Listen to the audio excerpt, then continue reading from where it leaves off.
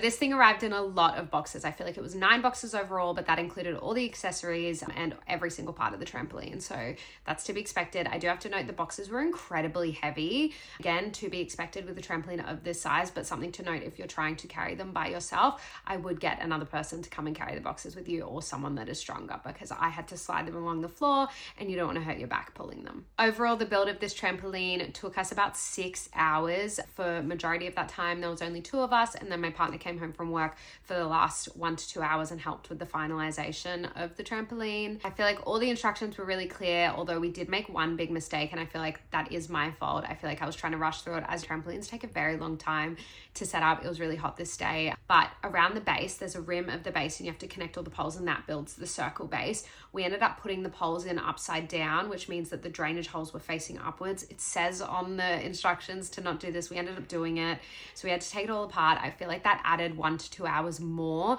because we couldn't take it apart. It was so hard once they had all been clipped in and into a circle. To take those poles apart felt virtually impossible. There was 3 of us yanking on them, and still they just wouldn't come apart. It took so long. So definitely read the instructions very thoroughly if you're about to build this. I am a little bit concerned if we need to take this down, move house, or anything like that, because that was so hard. I don't think I ever want to do that again. The rest of the build was fine. Again, the instructions were really easy. It does take a long time, but any trampoline does. And a friend and me just ended up making a day out of it. Build quality wise, I feel like I could definitely notice a difference between this frame and other cheap frames that we've had in the past. The black powder coating is so sturdy. My kids hang off the side poles. I don't have to worry about them bending, snapping, anything like that. It is such a sturdy frame. Build quality is definitely 10 out of 10. Matte stitching and the padding feels really premium. The padding is really thick. Kids run along the outside of the trampoline on the mat. It doesn't even bend in. It's so thick, so sturdy. One thing to note, we haven't noticed now that it's being built, but while we were building the frame